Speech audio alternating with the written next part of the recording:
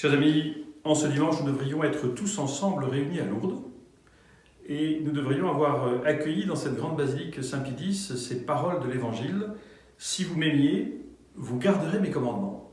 Et je vous propose ensemble de partager quelques réflexions que nous aurions pu avoir à Lourdes et que nous avons chacun derrière notre écran grâce aux merveilles de la technique.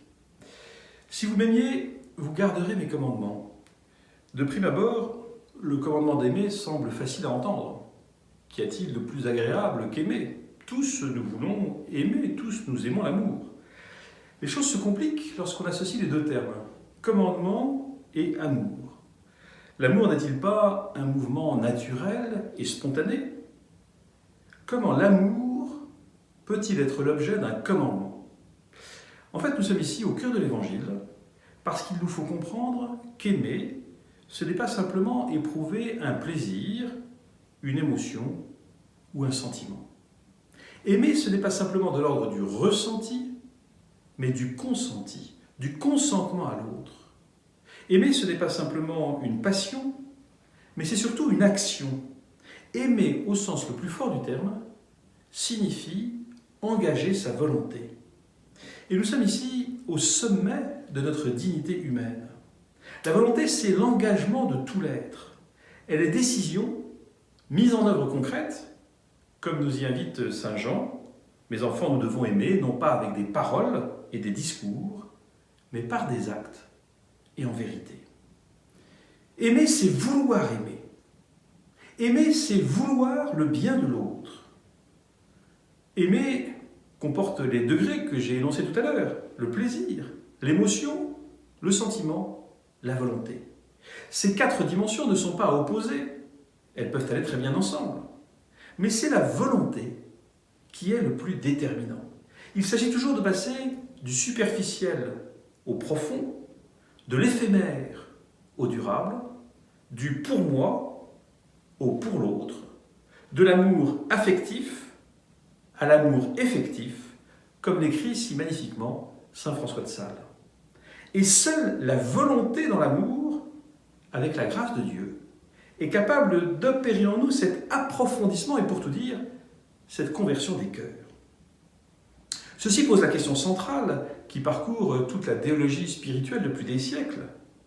Est-ce l'amour qui fait observer la loi ou est-ce l'observance de la loi qui fait naître l'amour ? Eh bien, pour éclairer ce sujet, il est heureux de pouvoir articuler le pouvoir et l'autorité. Je suis désolé pour ceux d'entre vous qui ne sont pas familiers de la mécanique automobile. On va en faire un tout petit peu, mais vous allez voir, c'est très simple. Vous avez trois manières possibles de faire avancer une voiture. Soit la traction, soit la propulsion, soit les quatre roues motrices. On dit parfois traction avant, mais c'est un pléonasme, puisqu'une traction, c'est par définition les roues avant qui sont motrices. On dit aussi parfois propulsion arrière, ce qui est aussi un pléonasme, puisqu'une propulsion, c'est par définition les roues arrière qui sont motrices. Et nous avons les 4x4 qui associent les quatre roues avant et arrière.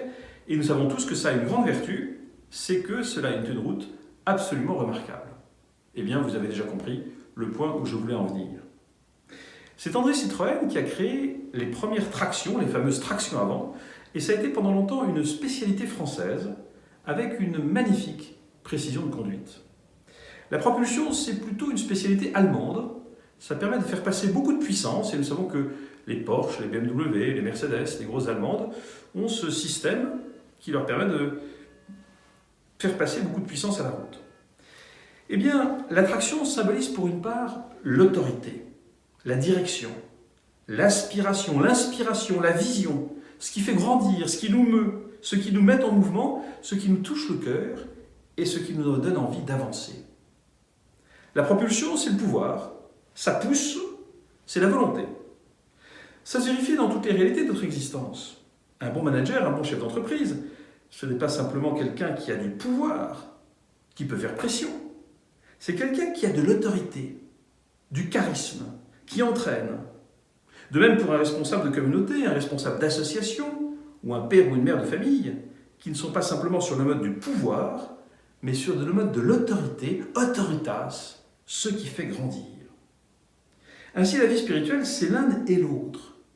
C'est la grâce et la volonté. Ça pousse et ça tire, et ça s'enchaîne de la manière la plus heureuse. Il s'agit d'associer la grâce et la volonté, d'associer l'amour et le commandement. Ce qui peut nous le faire comprendre d'une manière encore plus forte, c'est la réalité d'un enfant qui reçoit des commandements de ses parents. Le saut décisif, c'est lorsque l'enfant comprend que tout ce qui lui est dit par ses parents, et qui n'est pas toujours agréable, va faire tel son, éteins l'ordinateur, arrête d'embêter ta petite sœur. Tout ce qui est dit par ses parents, ce n'est pas juste pour l'ennuyer, juste pour l'écraser ou pour le dominer. C'est toujours pour son bien. Quand les enfants ont compris que leurs parents, qui ne sont pas des gens parfaits, s'expriment toujours envers eux par des commandements qui sont là pour les faire grandir, alors tout s'éclaire et alors tout se transforme. Eh bien, lorsque je comprends que Dieu est mon Père, que ces commandements sont des paroles de vie, que les paroles de Dieu sont des paroles pour mon épanouissement, pour que je me déploie, que je produise tous les fruits qui sont possibles, que la parole de Dieu n'est jamais là pour amputer ma liberté, mais au contraire pour me déployer de la manière la plus belle, alors tout se transforme. Et alors l'obéissance structurante de l'enfant aux commandements qui lui sont donnés est vécue du plus profond du cœur dans une dimension d'amour qui fait grandir et qui se déploie. D'une certaine manière, il s'agit de passer de l'exosquelette à l'endosquelette, et nous avons besoin des deux. Nous avons besoin de ces commandements et de cette loi qui structure et qui organise. Nous avons besoin de cet endosquelette, de cette grâce du cœur qui aime et qui emporte alors toute autre considération sans pour autant s'affranchir de la loi. Nous le savons bien, Jésus nous l'a dit, pas un seul iota de la loi ne passera. Celui qui m'aime sera aimé de mon Père. Eh bien, être chrétien, c'est se savoir enfant bien-aimé du Père. C'est savoir que Dieu notre Père, Père de Jésus-Christ, Créateur du ciel et de la terre et de chacun d'entre nous, nous aime chacun absolument, pour ce que nous sommes, pas pour ce que nous avons, pas pour ce que nous savons, pas pour ce que nous faisons, pour ce que nous sommes. Et Dieu notre Père nous aime d'un amour absolu, quoi qu'il arrive, quelles que puissent être les circonstances de notre existence. Eh bien, en accueillant cet amour que Dieu nous porte, alors nous sommes transformés.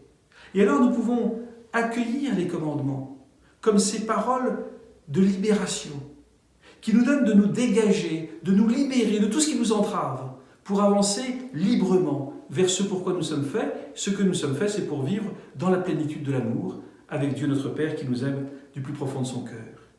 Alors vous l'avez bien compris, la grâce ou la volonté, eh bien les deux. Et quelle grâce que de pouvoir être dans le 4-4, de temps en temps ça tire, de temps en temps ça pousse, et merveille, quand ça tire et ça pousse à la fois, nous pouvons alors sortir de toutes nos ornières.